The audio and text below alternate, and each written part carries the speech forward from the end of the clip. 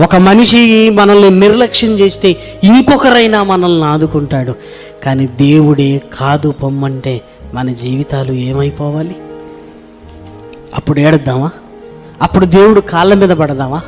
అప్పుడు గుండెలు బాదుకుందామా? ఏదైనా తెగేదాకా లాగొద్దు అని అందరికీ చెబుతుంటాం. కానీ దేవునితో ఉన్న సంబంధాన్ని మనం ఏం చేస్తున్నామో తెలుసా? తెగేదాకా లాగుతున్నాం ప్రియమైన వారిలారా. సరే, ఈసారి ఇచ్చాడు కదా, నేను ఇక నిలకడ కలిగిన భక్తిలో ఉంటాను అనుకోవట్లేదు. ఇంకొకసారి తెగేదాకా లాగుతున్నావు.